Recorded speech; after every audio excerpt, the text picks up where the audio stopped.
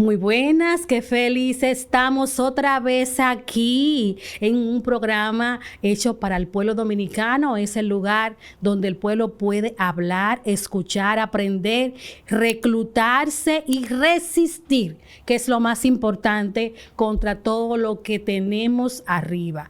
Señores, hoy tenemos un invitado de lujo. Señores, aquí tenemos al señor Osvaldo Montalvo, un economista que ha hecho una explosión en República Dominicana de un modo increíble cuando ha comenzado, pero yo no sé de dónde le habrá surgido ese señor, con números estadísticos, decirnos las verdades de lo que cuesta la invasión haitiana en República Dominicana. Una brillante idea, nunca lo habíamos pensado, teníamos más o menos idea de por dónde, pero este señor lo ha puesto en blanco y negro y vamos a hablar de ese tema y de otros más. Bienvenido, señorito, ¿cómo está usted? No, Carmen, gracias como siempre por la invitación. Yo, como siempre también, dispuesto a acudir a donde tú me convoques. Ay, Dios mío, muchísimas gracias, muy amable. Mi querido, yo quería saber, ¿cómo llegamos aquí? ¿Cómo llegamos a una nación que supuestamente libre, soberana e independiente de toda dominación extranjera, como lo dice la Constitución? Y de momento hemos visto que nos encontramos con una realidad muy tosca, muy dura, y es que hemos perdido muchas cosas de estas, o por lo menos están en juego. ¿Cuál es tu percepción sobre eso? Mira, yo recuerdo hace muchos años que cuando yo empecé a estudiar economía, yo había leído una frase que decía, todo depende de la economía. Entonces yo quería aprender eso, de que todo depende de eso, ¿no? Y la realidad es que, si no todo, muchas cosas dependen de la economía. ¿Por qué? Porque muchas cosas dependen de la forma como nosotros adquirimos los recursos, los medios de pago para comprar las cosas que necesitamos. Y no solamente las cosas que necesitamos, sino las cosas que queremos. En pocas palabras, de qué nosotros conseguimos cómo nosotros conseguimos el dinero que necesitamos todos los meses. El dinero que necesitamos todos los meses para cubrir necesidades y para cubrir deseos, que son cosas diferentes. A pesar de que parece algo prolijo, pero no es lo mismo, porque al final de cuentas, en la medida en que una sociedad se desarrolla, dedica menos dinero a las necesidades y más los deseos. Es lo normal, ¿verdad? Claro, o sea, eso hasta los clásicos veían eso, ¿no? O sea, después que tú tienes, por ejemplo, la alimentación segura, pues entonces tú lo que piensas es, por ejemplo, la realización, tu realización, a qué tú quieres dedicar tu vida. Pero mientras tú no tienes la comida segura, tú no te haces muchas disquisiciones sobre la cultura, sobre el arte y demás, porque tú tienes que batallar simplemente para sobrevivir. O sea, con el estómago vacío no hay de nada, no se piensa, no se siente, no, eso es básico. Lo primero, la alimentación es básica, la comida es básica. Lo primero es eso. Okay. Incluso, ya ahí nosotros tocamos un primer tema con el conflicto con Haití.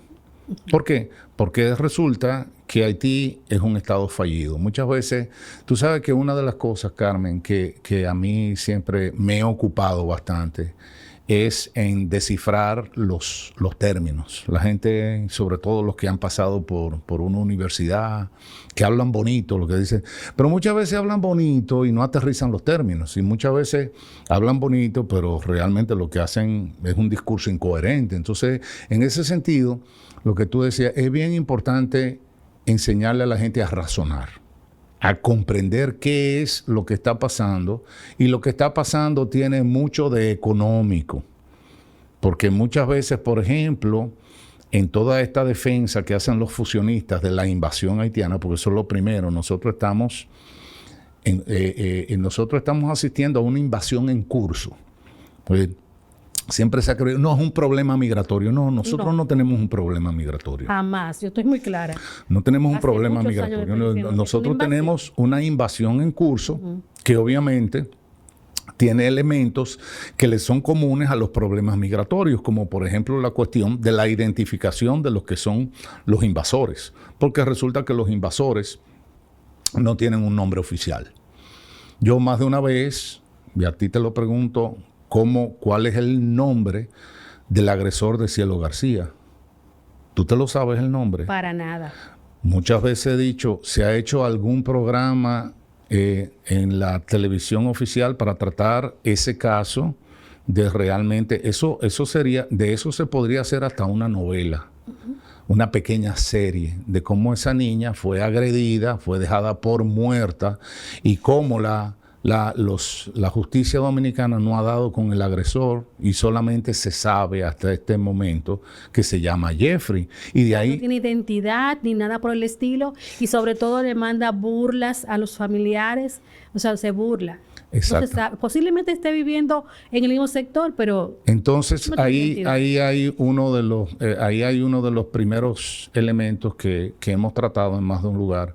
Cómo tú puedes defender un contrato, pero ¿qué queremos decir con la cuestión del contrato?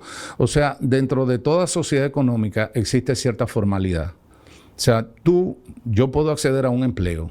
Yo tengo un empleador y yo soy el empleado, pero entre el empleador y el empleado cursa un contrato de trabajo. Para yo firmar un contrato de trabajo, yo tengo que tener una identificación. Para yo tener la identificación representa que yo tengo un reconocimiento por un Estado. Es decir, quien me da a mí, mi identificación es frente al Estado dominicano, donde va mi antecesor, donde va mi papá y dice, este niño se va a llamar Osvaldo y yo le voy a dar mi apellido que es Montalvo y su mamá le va a dar su apellido que es Cosío y se hace un acta de nacimiento. Con esa acta de nacimiento la emite un Estado. Y esa acta de nacimiento es la que me sirve a mí como identificación frente a ese Estado y frente a los demás. Por eso yo te puedo decir a ti, yo me llamo Osvaldo. ¿Pero por qué yo me llamo Osvaldo? No fue que yo me lo inventé. O sea, yo no me inventé en este momento que yo me llamo Osvaldo. Eso tiene una historia, y además no solamente tiene una historia, sino que tiene un procedimiento. En el caso de Haití, eso no existe. O sea, tú te autoasignas un nombre, ve tú a saber. A lo mejor te dicen Josecito o te dicen el Jeffrey en ese caso, o el que sea, ¿no? Ya sea por asociación o ya sea por parecido, pero es un nombre, en realidad no es un nombre, es un apodo. Entonces, esa persona que no tiene un nombre oficial, sino que lo que tiene es un apodo, ¿cómo tú la persigues? Porque encima de eso es una persona que es móvil. No tiene una residencia fija, ni tiene un parentesco a través del cual tú lo puedas perseguir. Seguir o perseguir, no necesariamente ante un acontecimiento criminal. Puede ser hasta para simplemente tú dejarle un recado. Como tú le dices a esa persona, mañana es feriado, no vengas a trabajar. Tú no hay ninguna manera. Entonces, mientras esa informalidad sea minúscula, sea pequeña, no pasa nada porque es una informalidad que existe en todas las economías. Pero como diría Keynes, no es lo mismo, ¿cómo es que dice Keynes? No es lo mismo burbujas de especulación en un mar de producción física que burbujas de producción en un mar de especulación. O sea, las proporciones importan. O sea, mientras la informalidad, en este caso la informalidad en la denominación de las personas, sea pequeñita, eso no importa, porque informalidad ha existido siempre. Incluso hace no muchos años, tú no has oído que palabra de gallero, o sea, se hacían contratos verbales. Sí, claro. Y eran respetados. Claro que sí. Pero en una economía especializada y relativamente grande, tú no puedes descansar en lo verbal y tú como abogado lo sabes, porque el principio es que las palabras se las lleva el viento. Entonces, antes lo contrario. Entonces tú lo que tienes que tender, una sociedad organizada tiene que tender a la formalización. Con la invasión nosotros estamos haciendo lo inverso. Lo que vamos es a propender a la informalidad. O sea, cada vez va a haber menos gente con nombre oficial. Okay. Y obviamente eso se reproduce porque cuando tú no tienes nombre oficial, tú tampoco puedes otorgar nombre. Si yo no tengo un nombre oficial, yo no le puedo dar nombre a mi hijo, porque ¿quién es el padre? Entonces, ¿qué pasa? Que eso es parte del círculo de la pobreza. A mí me ha tocado en más de una ocasión, tú sabes que yo escribí este libro que se llama Economía Política de la Invasión Haitiana a la República Dominicana, donde en la misma introducción yo advierto de que yo lo que estoy haciendo es un análisis técnico. ¿Por qué advierto eso? Porque yo adivinaba que desde el momento en que yo iba a decir lo que iba a decir, lo que finalmente dije, me iban a decir que lo que pasa es que yo soy racista, que yo soy xenófobo, que yo soy... ¿Qué más me pueden decir? Entonces, yo advertí, no porque me preocupe eso que me digan, pero advertí, óyeme, ese no es el caso. Aquí no hay racismo, aquí es una cuestión. De hecho, en el centro, el libro lo que hace es un análisis costo-beneficio. Párate ahí, sí. Párate ahí. O sea, tú lo que estás diciendo, en ningún momento la intención de la apreciación mía fue hacer un documento racista, denigrante ni nada por el estilo. Simplemente como economista, lo que yo intenté hacer simplemente es sacar las cuentas de una operación. Exacto. O sea, en mi casa a mí me entran 100 pesos. Exacto. Y yo tengo que ver... Perfecto. Okay. De hecho, voy así, bien. De hecho en el libro yo utilizo ese ejemplo, el que tú dices en tu casa, utilizo la familia, creo que la llaman Juan Pérez. O sea, la familia Juan Pérez. ¿Por qué? Porque a mí me gusta utilizar ejemplos muy cotidianos porque la gente lo entiende de una vez. Mientras que cuando nos vamos a la terminología económica, a pesar de que no es una terminología muy técnica, por ejemplo, lo de contribuyente neto, subsidiado neto, alguna gente se puede confundir. Pero si yo te hablo, vamos a decir una familia cualquiera, la familia de los Pérez. La familia de los Pérez, papá, mamá, y pongamos que son 2 hijos. Entonces resulta que papá y mamá trabajan, los hijos no trabajan. No va a decir que son menores de edad o que no trabajan. Entonces, papá gana 60 pesos y de nuevo, lo que interesa es la ilustración, no los números. Pueden ser 60,000 o pueden ser 600,000, no importa. Lo que importa es el diseño del ejemplo para que se entienda lo que está pasando. Y siempre es bueno utilizar números fáciles porque uno lo entiende de una vez. Papá gana 60 y mamá gana 40. O sea que el ingreso familiar es de 100 pesos mensuales. Entonces resulta que esos 100 pesos nosotros los vamos a utilizar en el consumo de papá, de mamá y de los hijos. Resulta que los hijos consumen, pero no producen. Eso lo entiende todo el mundo. Todo el que ha tenido hijos entiende perfectamente. Totalmente. ¿Verdad? Que los hijos consumen, pero no producen. O sea, que es un gasto. O sea, los hijos son un gasto porque un gasto, ¿verdad? O una inversión a largo plazo, pero es un gasto.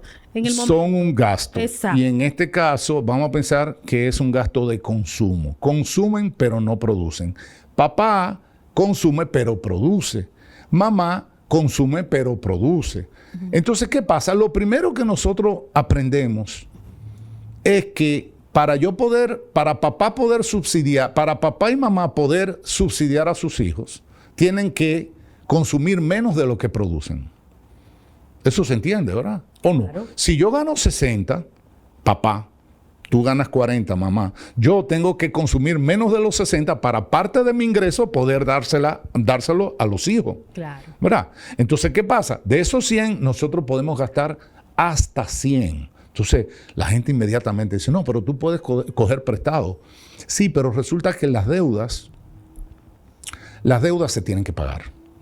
Entonces, yo un mes puedo decir, bueno, voy a coger 50 pesos prestados, pero el mes siguiente, cuando yo entre a pagar la deuda, entonces no puedo consumir 100. Tengo que consumir menos de 100 para empezar a pagar la deuda. Entonces, al final de cuentas, mi ingreso estructural es de 100 pesos. Yo tengo que resolver con 100 pesos el mes. Y cualquier persona que administre una casa lo va a entender perfectamente. En esta casa, y tú tienes que haber oído esa idea, en esta casa entran 100 pesos y con 100 pesos tenemos que resolver. Y así sucede en muchas casas. Entonces la gente dice, no, pero lo que hay que hacer es ganar más dinero. magnífico. Pero resulta que eso no depende ni de papá ni de mamá, porque papá es empleado. Mamá es empleada. Limitado su salario. Y muchas veces puede ser que no sea empleado, pero el negocio no da más de ahí. O sea, tú puedes tener un negocito, tú puedes tener un colmado, pero el colmado con el tiempo te va diciendo cuál es el nivel de ingreso personal, no el nivel de ventas. O sea, lo que tú puedes coger del colmado como ganancia y tú te lo puedes atribuir como salario, por decirlo de alguna manera. Entonces tenemos 100 pesos. Si suban los precios, tú sabes que tú puedes comprar menos cosas. O sea, ya se va estrechando las cosas, se va estrechando la economía familiar. Entonces, ¿qué pasa? Vamos a suponer, como hago yo en el libro, que papá de los 60 que gana, él consume 40 y designa 20 para los hijos. Y mamá de los 40 que gana, consume 30 también y 10. Entonces hay 30 pesos para dárselo a los hijos. Con esos 30 pesos hay que resolver escuelas, zapatos, pizza, todo lo que un muchacho toca 15 pesos cada uno. Pero vamos a suponer ahora, como digo yo en el libro, que en el barrio hay un extranjero. ¿Por qué tú te ríes? Ay, no. Ay, este hombre me va a matar a mí. No, ya me entró la risa. Pero entonces, en ese barrio hay un extranjero, pero hay una familia de unos franceses, de unos americanos, de unos canadienses, que ese muchacho, ese señor, está en el barrio, pero está como medio mal, está molestando, y ellos deciden que ese hombre lo van a meter en tu casa. Y tú dices, no, pero ¿A en mi dónde? casa no, en tu casa. No, en mi casa no. Jamás. Pero ¿Y por qué? Resulta que ese hombre es pobre. Resulta que ese hombre no tiene quien le eche la mano. Entonces ellos te dicen que ellos no se lo pueden llevar porque ese señor molesta en sus jardines, molesta en su sala, molesta, pero que en tu casa sí sabe. Entonces resulta que ese señor, esos señores que están en tu barrio y que te están obligando a cargar con ese hombre, también son individuos a los que tú le debes dinero. Y además de eso, son gente con mucho poder político. Entonces, al final de cuentas, tú hablas con tu mujer, uno como hombre habla con tu mujer y le dice, mira vieja, vamos a tener que meter a este hombre aquí porque esta gente me están obligando. Y tú lo metes. Ya tú sabes que es un individuo que está entrando en tu casa. Pero ese individuo trabaja. Y tú dices, bueno, sí, él trabaja. Él gana 20 pesos. ¿Y cuánto consume? No, él consume 40. Pero resulta que él consume más de lo que produce. Entonces, del dinero que tú tienes que asignar a tus hijos, tú tienes que asignarlo a este nuevo entrante. Pero encima de eso, tú dijiste hace rato el gasto en los hijos, y tú dijiste algo interesante. El gasto, dijiste, el gasto o una inversión. Resulta que en economía hay una diferencia crítica entre consumo e inversión. Lo que va a consumo no va a inversión y viceversa. Consumo es lo que uno consume directamente. Ok. ¿Verdad?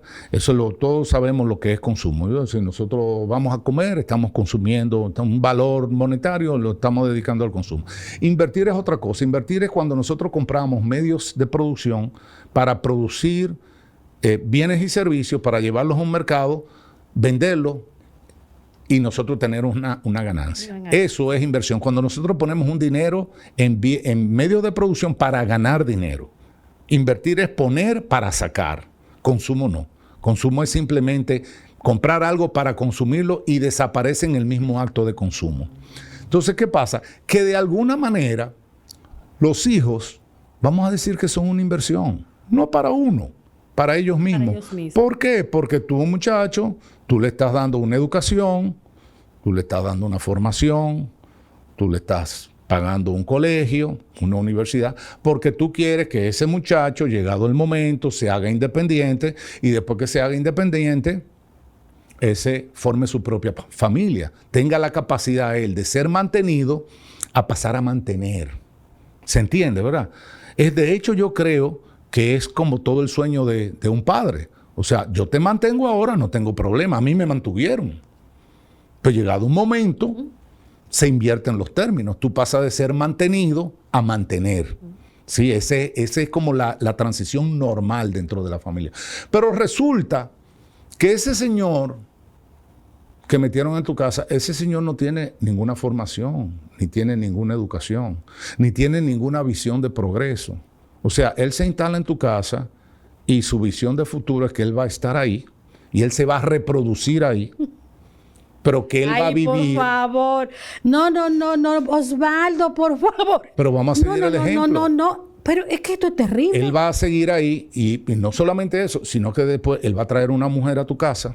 Él va a tener hijos, pero como él no tiene capacidad de sostenerse por sí mismo, porque su consumo siempre va a ser más alto que su capacidad de producción, él siempre va a necesitar de que tú le des un subsidio. O sea, ¿y quién va a mantener los críos? El problema es, y ya ahí viene otro punto interesante, los fusionistas, para caer en el tema ya de la invasión haitiana, siempre tienen la idea de que hay que gravar a los más ricos.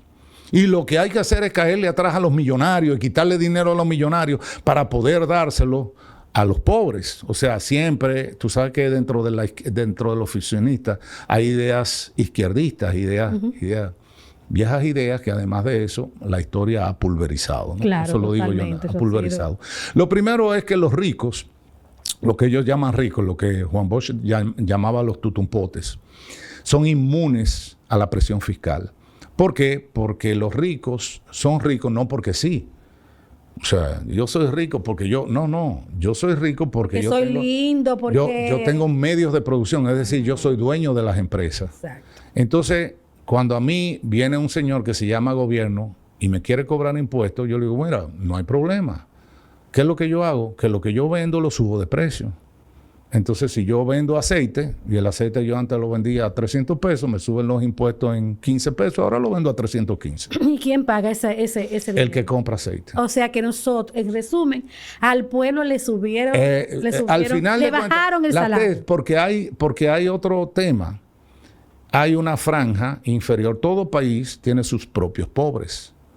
Eso es una condición de toda sociedad, por distintas razones. No vamos a entrar a los porqués. Obviamente los porqués son diferentes entre países, pero aún los países más desarrollados, o sea, pensemos, por ejemplo, en los Estados Unidos, tiene su franja de gente dentro de la pobreza. Muchas veces cuestiones de adicción, muchas cosas, cuestiones de abandono. O sea, la misma riqueza trae problemas que se reflejan en niveles de pobreza en esa sociedad. Lo que pasa es que en términos proporcionales, obviamente, la franja de pobreza es minúscula comparada con la franja de riqueza. Pero todo país tiene que resolver su tema de pobreza de alguna manera. El problema es que si yo tengo que mantener a mis 2 hijos y encima ahora tengo que mantener a este señor, ya los 30 pesos que yo le daba a mis 2 hijos, que era 15 para cada uno, ahora tengo que repartirlos 10, 10 y 10 al que llegó. Pero si encima de eso este señor me trae una mujer y tiene un hijo, entonces ya los 30 pesos que yo daba de subsidio, hay que repartirlo entre 6 personas. Toca 5 cada uno. Y por eso es que tú ves la crisis en lo que son los servicios públicos. ¿Por qué? Porque son los mismos 30 pesos, pero ahora hay que repartirlo entre 6 personas. O sea, son las mismas 10 camas, pero ahora hay una dominicana y 9 haitianas. Antes habían 10 dominicanas. Ahora son las mismas 25 butacas en un salón de clase, pero ahora hay 25 dominicanos que se quedan afuera porque las butacas están ocupadas por haitianos. Entonces tú dices, no, lo que tenemos que hacer es hacer más escuelas y hacer más hospitales, pero ¿con el dinero de quién? Porque ya yo te lo dije, que los ricos son inmunes a la... Entonces la fiscalidad se va a la clase media. La clase media dominicana es la que está subsidiando la presencia haitiana en el país. ¿Por qué la clase media? Porque la clase media no tiene la capacidad de llevar a su propio salario lo que son los aumentos de impuestos. O sea, cada vez que te aumentan los impuestos, tú no ganas más por eso. Ok, ¿sí? Párate ahí. Sí. Entonces, tú estás diciendo, Osvaldo, excelente explicación. Yo pienso que después de esa explicación, el que no entendió es porque no quiere entender. No, y déjame decirte que los fusionistas lo entienden perfectamente porque nunca han atacado ese argumento. Ah, claro, lógicamente, pero tú sabes Lo más que se no, inventan, se inventan eso es muchas un cosas. argumento, es un argumento de derechas. Pero derecha, cuando o sea, todo lo que es normal y juicioso Siempre y se te perjudicial van para por la el lado humano. Exactamente. O sea, pero se te van por el lado humano porque, por ejemplo, a mí, por ahí sí yo he escuchado, pero yo he dicho, por ejemplo, creo que la gente de la ONU, ahí en la avenida Nacaona, tiene una casa hermosa, preciosa, con unos jardines inmensos al frente. Yo creo que ahí cabe un buen campamento de haitianos. ¿Por qué tú te ríes? Ay, Dios mío.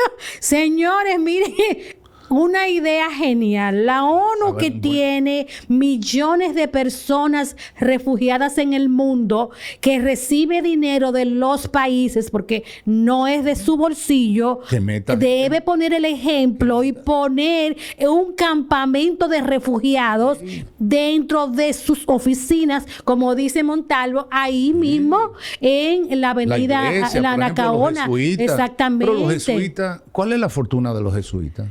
Yo no sé, pero debe ser grande. ¿Por qué los jesuitas siempre quieren colgar? Porque yo quiero también entrar al cielo. De verdad, yo quiero entrar al cielo. Pero el tema es que ellos quieren entrar al cielo, pero con el dinero mío. ¿Por qué la iglesia no hace un gran, enorme? La iglesia realmente, si el Señor los está viendo, se desprende de todos sus bienes y se constituye en una iglesia de pobres. ¿Cómo? Y todo ese dinero lo asigna para el desarrollo de Haití en Haití. Mira, hagan esa verdadera labor cristiana. Despréndanse de todo lo material. Anden en chancleta en la calle. Como manda el Señor. Como manda el Señor. Entonces, ese dinero, pero no. Entonces te viene con un discurso. Óyeme bien, Osvaldo. Yo que he ido al Vaticano, te puedo decir que realmente las riquezas son abundantes y demás. Y sobre todo, la protección, la fortaleza que representan los muros que protegen al Vaticano son enormes. Entonces, el Papa anterior nos decía, abran los muros porque hay que ser solidarios versus ellos no reciben refugiados y tampoco ellos no permiten bajar sus muros. Ellos deben demoler los muros que tienen bastante alto y grueso, una protección increíble, protegidos por la Armada Suiza. Versus nosotros estamos desprotegidos y tenemos que aceptar todo lo que está pasando en República Dominicana. En una conferencia, en una ponencia que yo hice el otro día en el Instituto Duartiano, yo hacía un cálculo simple, porque a todo esto, tú sabes que la élite económica, que ya cada día está mejor perfilada, ¿no? Identificada. Sí. Estamos hablando de quizá 250 personas que son dueñas de la mitad del país, por no decir, ¿verdad? Uh-huh. Entonces, esas 250 personas son dueñas de los medios de comunicación tradicionales. Y de ahí viene la cuestión de la ley Mordaza y todo eso para evitar que uno tenga un medio para decir lo que nosotros estamos diciendo aquí. Claro. O sea, la idea es, y eso es una idea que no es ni siquiera de este país, eso yo lo he visto en España. Es internacional, es internacional. Es el plan, es la Agenda 2030. De hecho, exactamente. De hecho, el otro día yo publiqué un ensayo que se llama El odio de lo que hablan los wokes. El odio es el odio al discurso disidente. O sea, ellos le tienen odio, pero que a otro piense diferente. Entonces te acusan de que tú tienes odio, de que tú eres misógino, de que tú eres xenofóbico, de que tú eres homofóbico. O sea, la idea es de descalificarte en términos morales porque tú eres una persona rencorosa. Pero espérate una cosita. Pero no, espérate, vamos de ahí. No te me vayas de ahí, espérate. ¿Cuántos dominicanos están ilegales en Haití y son sostenidos por los haitianos? 0. ¿Pero y por qué? Si aquí hay mucha gente pobre que también necesita quizá buscar un espacio en Haití. Porque hay en el libro, siguiendo un poco la línea del libro, que fue lo que conecté en esa ponencia, hay que seguirle el rastro al dinero. Ellos te dicen que es una cuestión de odio, que lo que pasa es que esto es un discurso de odio, porque viene el humanismo. Yo digo, y realmente la gente que contrata a los haitianos son humanistas. Por ejemplo, yo no he escuchado a ninguno de esos periódicos ni de esos funcionistas, por ejemplo, de defender un mejor salario mínimo para los haitianos. No. Por ejemplo, un salario que llega a la línea de extensión, que si no recuerdo mal, está alrededor de los 40,000 pesos. Y decir, mira, lo menos que puede ganar un haitiano en este país es 40,000 pesos. ¿Por qué? Porque ese haitiano hay que pagarle colegio, hay que pagar, porque eso no es gratis. O sea, su sola presencia en el país. Hay otro artículo que yo llamo ¿Quién paga los bomberos?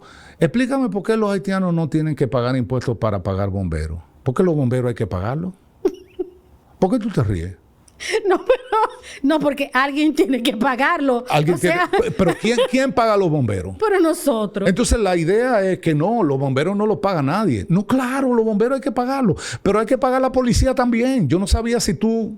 O sea, el carrito de la policía, una policía buena, corrupta, no corrupta, eficiente, no como sea, hay que pagarla. Inclusive, imagínate. Hay que pagarla. Y la justicia efectiva, no efectiva, pero a los jueces, a los fiscales, hay que pagarlo. Ah, no, lo que pasa es que los haitianos no usan justicia. ¿Quién te dijo? Ah, no, que los haitianos no usan bomberos. ¿Quién te dijo? Yo nunca he llamado a los bomberos. Yo tengo que pagar a los bomberos. ¿Por qué? Porque resulta que es un servicio público. Ciudadano. Y toda la población, los use o no los use mucho, los use poco, tiene que entrar colectivamente en el pago de ese servicio, porque ese servicio está disponible para la población. Es decir, se supone que si yo llamo a la policía por 911, la policía venga. A lo mejor no viene, porque es un servicio malo, pero teóricamente para eso se le paga, y se le paga como quiera, aunque no venga. Entonces, ¿por qué hay que exonerar a los ilegales de la contribución fiscal que sostiene los bienes y servicios públicos? Entonces, ¿qué pasa cuando te dicen, no, lo que pasa es que es una cuestión de humanismo, es una cuestión de solidaridad? Y yo digo, mira, vamos a hacer un análisis simple, que lo hice en esa ponencia. Vamos a decir que el sueldo que gana un ilegal en el sector hotelero es 18,000 pesos. Y vamos a suponer que para inducir a un dominicano a que haga ese trabajo, hay que subirle esos 18,000 pesos en un 50%, para que el dominicano, en vez de suelte el motoconcho y venga a trabajar en la construcción. Porque entonces se quiere satanizar al dominicano, y en eso también, increíblemente, la izquierda entiende que la aspiración del dominicano tiene que ser trabajar como en el siglo XIX. Digo, pero ¿por qué? O sea, esclavista. Exacto. O sea, la aspiración del trabajador dominicano debe ser trabajar como en el siglo XIX. Si no, entonces es porque no quiere trabajar. Entonces, ¿qué pasa? Que de hecho, pongo otro ejemplo, pero no viene al caso por cuestión de tiempo. En otro programa lo hacemos. Entonces yo digo, bueno, vamos a subirle el sueldo un 50%, me da unos 20 y pico mil pesos para hacer que venga para acá. Si nosotros multiplicamos esa diferencia, que la diferencia, si me acuerdo de memoria, son 9,000 pesos, entre lo que habría que pagarle a un dominicano para que hiciera trabajo y lo que se le paga al haitiano, la diferencia son 9,000 pesos. Si lo multiplicamos por 1,200,000 haitianos que efectivamente trabajan, que es la población ocupada, no la población total, porque yo ahí hago simplemente un descuento de la población total para llegar a la ocupada utilizando el promedio nacional. Digamos que son 1,200,000 haitianos que trabajan en el país con una diferencia de 9,000 pesos. Se traduce eso en 210 millones de dólares mensuales de ahorro. Ese es el humanismo. ¿Me entendiste? ¿Cuánto? 210 millones de dólares mensuales se ahorran los constructores, los latifundistas al utilizar la mano de obra haitiana. Entonces, señores, por eso... No, espérate, que me está dando como un infarto, me está dando como una cosa. Nada. O sea, que no es que realmente el dominicano no quiere trabajar, es que lo están sacando de circulación porque ellos tienen un negocio con esa mano de obra, claro, donde ellos no pagan seguridad social y no por ejemplo, en otro artículo yo digo, es que ilegales es que son buenos. Porque también yo te empecé hablando a ti de la formalización. Una persona, si yo realmente te quiero con el corazón que me late, ¿verdad? Y tú estás ilegal, ¿qué es lo que yo quiero para ti? Que tú te legalices, que tú formes una familia bonita, que tú progreses. Eso es lo que yo quiero si yo te quiero. Pero eso no es lo que quieren. Es que se queden ilegales.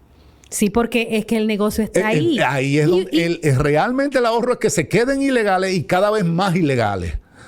Porque eso lo hace más vulnerable y en ese sentido están mejor disponibles para aceptar el salario que se le quiera pagar. Eso es todo. Ahora, ¿cuál es el problema de eso? Y otra cosita ahí que tú estabas diciendo muy interesante. Tú dices, ok, alguien lo paga. Entonces, tú estás diciendo algo muy claro. Estás diciendo, el dominicano es que está pagando la salud de Haití. La clase media dominicana.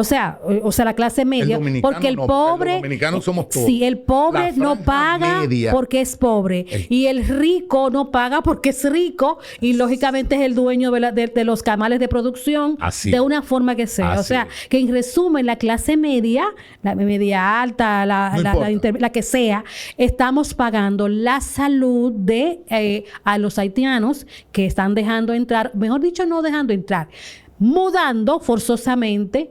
Ese es el modelo. Ese es el modelo República económico Dominicana de la invasión. Okay. Es el modelo económico de la fusión.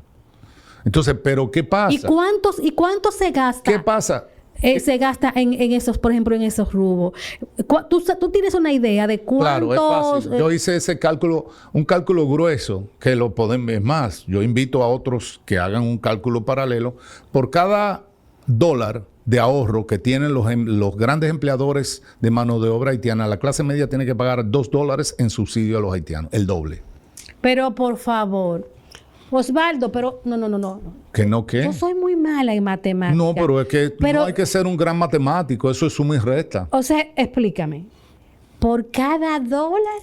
¿Cómo es la cosa? Por cada dólar que los empleadores de mano de obra haitiana se ahorran, la clase media dominicana tiene que pagar $2 para subsidiar la presencia haitiana en el país.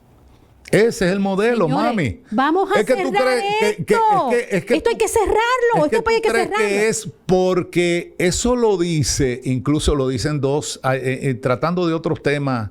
¿Tú te crees que los grandes empleadores de mano de obra haitiana lo que pasa es que son grandes humanistas? No, jamás. Y que son solidarios. No, todo lo contrario. Y que le interesa el progreso de los haitianos. Negativo, hombre. O sea, simplemente es mano de obra relativamente barata. ¿Por qué es relativamente barata? Porque la mano de obra, el valor de la mano de obra dominicana es relativamente más alto. ¿Por qué? Lo estamos viendo. El dominicano quiere ir a dormir a su casa. El dominicano quiere beberse una cerveza. El dominicano quiere una jornada de trabajo estandarizada. O sea, el trabajador dominicano, que no es el trabajador, digamos, que trabaja en las mejores condiciones del mundo, caramba, pero te está pidiendo que tú en una construcción le pongas un casco y utilizar unas botas y salir a las 5 de la tarde. Ah, no, ese no es el bueno. Ese no es el bueno. Ok, entonces, o sea, perfecto. El dominicano tiene un estándar, pero entonces el haitiano se queda en la obra, cocina en la obra entre todos. O sea, sus gastos son prácticamente reducidos. Ese salario entonces, le va perfecto. ¿Qué pasa? Que ese mismo trabajador, lo que le resulta la precariedad de su salario directo, de lo que le pasa al empleador, tiene que complementarlo con los servicios públicos, porque no puede pagar servicios privados. Entonces, es decir, tú no vas a ver a un haitiano que trabaja en la construcción yendo a la Abel González. Ay, pero Dios mío. Ni tú vas a ver un haitiano que trabaja en la construcción yendo al colegio Babeque. No. ¿Verdad que no? Ah, qué sorpresa. ¿Qué tiene de sorpresa? Tiene que ir a los hospitales y tiene que ir a las escuelas públicas. Y obviamente llama a los bomberos cuando hay un fuego y llama a la policía cuando hay un pleito. Pero no paga impuestos. Lo he dicho. Entonces, los empresarios dominicanos, no voy a generalizar porque hay de todo en la viña del Señor, los empresarios dominicanos en vez de corazón tienen un verifón. El tema es que y ahí viene un gran tema que tú y yo lo hemos tratado, es que, lo dije en esa misma conferencia, el interés nacional no es una cuestión de negocio, es una cuestión de Estado. El empresario lo único que está buscando es ganar dinero. Pero ganar a ese costo. Porque una cosa es que tú hagas tu ejercicio profesional. Te lo va a racionalizar de muchas maneras. Te lo va a racionalizar como yo no soy el único. Te lo va a racionalizar. Pero, o sea, yo voy a matar y a robar, pero yo no soy el único. ¿Eso es una justificación? Bueno, esa es la justificación, por ejemplo, que utilizan los políticos. Aquí los políticos no discuten quién es limpio, sino quién es menos sucio. Wow. Quién ha robado menos. ¿Tú has oído a un político diciendo que me busquen, que yo no me he robado ni? No. Mira. En mi partido es que menos tal cosa. Okay. Yo es que menos tal cosa. Antes, entonces, el punto es que también por simple, ¿cómo se llama? Cuando tú vas quitando eliminación, obviamente el país no lo van a hacer los empresarios. Obviamente el país no lo van a hacer los políticos. Ahí está la demostración. O sea, nosotros hemos tenido gobiernos de todos los partidos y ha sido lo mismo, con diferencia de persona y quizás hasta de énfasis, pero ha sido estructuralmente lo mismo. De ahí no va a salir la solución. Lo peor del caso es que nosotros tenemos una población muy adocenada, porque también tú sabes que en estos análisis siempre se quiere, sobre todo los políticos, se quiere hablar maravillas del pueblo, porque el pueblo dominicano, es verdad, el pueblo dominicano ha tenido gestas heroicas, pero ha tenido muchos años también de adormilamiento, de adocenamiento, de alienación, donde, como yo digo muchas veces, donde ha acuñado una frase lapidaria como que hoy es viernes y el cuerpo lo sabe. Hoy es viernes y se bebe, hoy se bebe. Entonces, cuando tú tienes gente pensando en esos términos, y también, como digo, todos los dominicanos queremos que se arregle el país, pero que lo arregle Camaño. O sea, no queremos luchar, no queremos pagar el precio, no queremos reclamar nada. Ahí viene la astucia. No, el otro que lo haga. A mí me lo han dicho más de una vez. No, pero ustedes los nacionalistas deben, o sea, ustedes deben coger las armas en contra del ejército dominicano para defender la nación. Yo observo el toro, pero desde las gradas. Qué lindo. Entonces, lo interesante es que ningún proceso se ha dado en esos términos. Entonces, volviendo atrás, el punto es que esto es un asunto de dinero.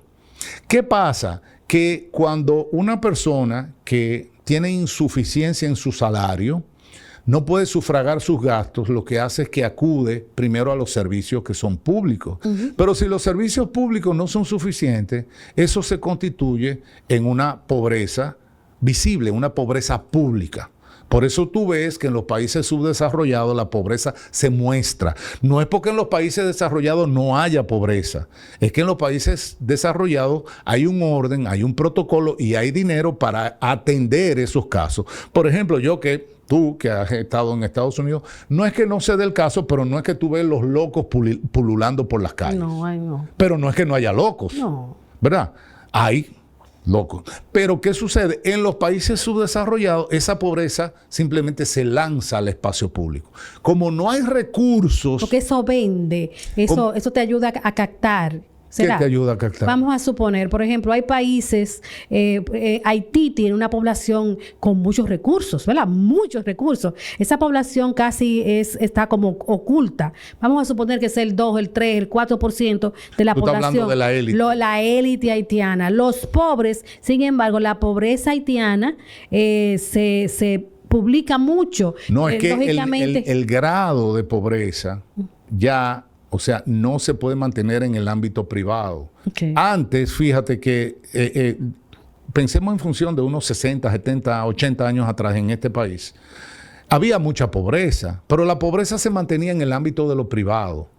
La casita pequeñita, pero siempre como en lo privado. La ropita, pero siempre tu ropita tuya, tú no salías a pedir, tú no salías a mostrar tu propia pobreza. Pero llega un momento en que tú no puedes sostener eso, los niveles y la cantidad de pobres es tal que se vuelcan al espacio público. Entonces, ¿qué pasa? Eso es lo que tú empiezas a ver, porque es lo que hay en Haití. O sea, el que no tiene una casa, ¿dónde vive? El que no tiene un baño, ¿dónde hace? Donde sea.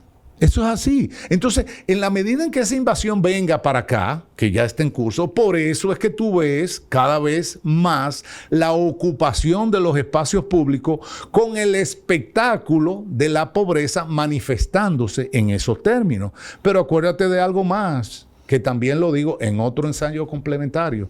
No nos perdamos en que la pobreza genera pobreza. Esa es otra cosa. Entonces, el pobre, como no es un individuo que está ahorrando o que tiene un sistema que lo puede llevar a salir de su pobreza y a reproducir riqueza, lo que hace es que reproduce su mismo ciclo. Y donde antes habían 5, ahora hay 50.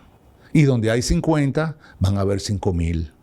Que van a reproducir el mismo esquema, porque otra de las cosas es que culturalmente reproducen lo que es su propia ideología. O sea, el haitiano no tiene una ideología de progreso. Y cuando yo digo esto, racismo, no es racismo. Vamos a hacer una encuesta. ¿Cuál es su visión? ¿Cuál es el mecanismo que está pensando para salir de su propia condición? Si no fuera como yo digo, ¿qué fue lo que pasó en Haití? Que en 200 años pasó de ser la colonia más rica de América a ser un estado fallido. Entonces, estos analistas que están en los organismos internacionales, que se supone que es gente muy instruida, muy sabia, que ha leído mucho, te hacen unos análisis donde los mismos haitianos no tienen nada que ver con esa hecatombe. No. ¿Cómo así? Pero no es de Haití que estamos hablando. O sea que en la crisis haitiana los haitianos no tienen nada que ver. O sea, a ellos hay que hacerle el trabajo. A ellos hay que ponerle la empresa. Y después de eso, darle dinero para que ellos disfruten de los beneficios de la empresa. Pero estar continuamente empujándolo para que no quiebren la empresa. Tú sabes que así no va a suceder. Pero es que esos recursos no... Los recursos de donaciones de Haití, o sea, estuvo informando el presidente Trump en su momento que se le dieron en el tiempo, en el desastre que tuvo el sismo, 5,000 millones, 5,000 millones de dólares se le dio a Haití. Haití ¿para qué? Solamente para reconstruir. Se hicieron 5 casas. 5 casas con 5,000 millones de dólares. Todo un capítulo sobre ese tema en el libro. Haití es el país que tiene la mayor cantidad de ONGs en el mundo. 13,000 ONGs. ¿Y qué andan buscando esas ONGs? ¿Servirle a la humanidad? Jamás. Negativo. Negativo. Andan detrás precisamente de los recursos de donación. Al pueblo haitiano, y eso lo dicen algunas organizaciones, ahora no recuerdo pero la cifra está documentada, llega a menos del 3% de la ayuda internacional que wow. Todo se queda en los mecanismos de transmisión. ¿Tú te crees que esas ONG que viven en este país, ganando salarios de lujo, ¿por qué no contratan haitianos? No, yo no contrato haitianos. ¿Cuánto gana un director de una ONG de esa? Te gana fácil 7, 8 mil dólares mensuales. Mínimo, sí, claro. 10, 12. Y entonces más los gastos de representación. O sea, yo soy el que no tengo corazón. Él está imbuido de buena voluntad. ¿Por qué no suelta sus 12 mil dólares? ¿Me entiendes? Entonces, ¿qué pasa? Que ese discurso, cada vez la gente, y ahí es donde yo te digo, que lo que hay es que enseñar, mostrarle a la gente para que entienda, para que vea, y no se lleve de esas consignas, esa consigna tan doradas, tan auspiciosas, tan solidarias. O sea, sobre todo, yo siempre lo que planteo es quién lo paga. ¿Quién lo paga? ¿Me entiendes? Entonces, cuando nosotros vemos quién lo paga, entonces ahí es donde tú dices, no, es que a la República Dominicana no le conviene. Es que a la República Dominicana, la invasión haitiana es la destrucción de la República Dominicana. Ahí mi madre. No estamos hablando de solidaridad. Como digo yo en un lugar, si a mí me dijeran que la economía dominicana depende estructuralmente de la mano de obra haitiana, es lo mismo que decirme que para yo sobrevivir me tengo que suicidar. No hace sentido. No hace sentido. Tú insistes que este proceso de invasión haitiana es la destrucción de la República Dominicana. Sin lugar a duda. Sin ninguna duda. Okay. Y te lo puedo decir porque incluso tú te puedes ir a lugares como muestra, como un muestreo. Tú dices, vamos a buscar un sitio que haya sido ocupado por los haitianos. Vamos a ver qué encontramos ahí. Wow, a ver si encontramos una empresa. No, mucha pobreza. A ver si encontramos un servicio privado. A ver si encontramos un McDonald's. ¿Vamos? ¿Qué es lo que vamos a encontrar? Un pequeño Haití. Un pequeñito estado fallido. Y tenemos 475 pequeños estados fallidos aquí en Entonces, República Dominicana. ¿Qué va a salir de multiplicándose? La conjunción de esos 400 pequeños estados fallidos? Un gran estado fallido. Realmente la República, porque otra cosa es que se ha querido vender la República Dominicana como un país poderoso, capaz de asimilar la pobreza, robusto, que gran productor de riqueza, que podemos hacer todo un programa de dónde el dominicano saca su dinero. Sería muy bueno. Que es todo un tema, incluso un tema que se mantiene oculto. Porque una de las preguntas que tú dices, bueno, si el dominicano no trabaja en construcción, ¿en qué trabaja? ¿En qué trabaja? ¿Qué es lo que está haciendo? ¿Y cómo está pagando su salud, que se la han quitado? ¿Cómo está pagando la educación de sus hijos, si se la han quitado? Vamos a decir que se ha movido a la informalidad. Y entonces después vienen gobierno tras gobierno a decir, ¡ay! La informalidad en el país es más del 50%. Nosotros tenemos que trabajar en pos de la formalidad, porque mediante la formalidad se aumenta la eficiencia de la economía y así nosotros aumentamos las exportaciones. Pero tú no eres que lo está empujando a la informalidad. Eres tú mismo. Eres tú mismo. O sea, Haití es un surtidor inagotable de mano de obra a un salario de sobrevivencia. Mientras exista eso, no hay posibilidad de mejorar las condiciones de vida del pueblo dominicano. O sea, porque siempre van a encontrar uno que lo haga más barato. Claro, entonces yo pienso, yo soy quizás más extremista. Yo pienso que el empresariado dominicano y haitiano han decidido convertir República Dominicana en otro Haití. Entonces, lo veo así. Un Haití con hoteles y con torres. Exacto, claro. Pero fuera, porque hay otra cosa. Porque seamos un poquito más perspicaces. ¿Por qué el turismo es turismo de resort? El turismo de resort es un turismo cerrado. Localizado. ¿Por qué no hay un turismo cultural? ¿Por qué nosotros no vemos los rubios caminando por las calles, viendo los monumentos? Porque eso es un turismo cultural. Viendo nuestra arquitectura. Yendo a nuestros conciertos. ¿Verdad? Yendo a nuestras universidades. No. Es bebiendo romo en 4 paredes. Bueno, claro, hay muchos romos y muchos hamburgues, pero es una cuestión cerrada. Y lo peor, que los empleados de esos resorts son haitianos, o sea, que la identidad dominicana está siendo borrada totalmente para el mundo, porque todos los empleados son haitianos. Y no tengo nada particular contra los haitianos, señores. Yo lamento muchísimo la desgracia que ha tenido Haití, que ha sido orquestada por personas muy poderosas, por personas con muchos elementos malvados pero realmente nosotros tenemos que defender República Dominicana de que nos conviertan en Haití. Y antes que nada, te quiero decir ya, te quiero preguntar rapidito, porque tenemos ya poco tiempo. Tú dijiste, bueno, explicaste la casa, los consumidores, los ingresos que entran, toda esa parte. Ok. Y entonces, cuando viene un país, toma el control de la economía, hay más gastos. ¿Qué hacemos? Los préstamos, tomar prestado es la opción de solución para... No, porque los préstamos siempre tienen un límite. O sea, tú misma ve al cualquier banco, ve, y tú dices, préstame 1 millón, te lo prestan. Y después tú vas en 15 días, préstame otro 1 millón. Carmen, ¿tú estás segura? Bueno, ahí va el otro 1 millón. Y después tú vas la otra semana y tú dices, préstame 5 millones. Y te dicen, no, espérate, aguanta. ¿Tú puedes pagar esto? Lo mismo pasa. Con la diferencia, y aquí venimos, y te voy a menos que tú encuentres un banco cuyo interés sea que tú te endeudes.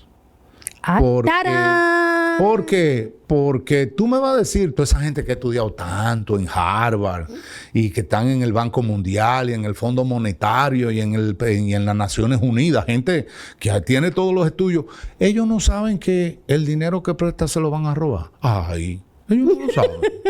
O sea que esos préstamos, o sea, los 50,000 millones de dólares ¿dónde están? que hemos tomado, que ha tomado el presidente de la República de ahora, o sea, el gobierno actual, ese dinero, pregunta Montalvo, y yo lógicamente lo pregunté en el Congreso, que dónde está el dinero. Le pregunté en el Congreso cuando estábamos en las vistas públicas, que la reforma fiscal, le dije, ¿dónde está el dinero?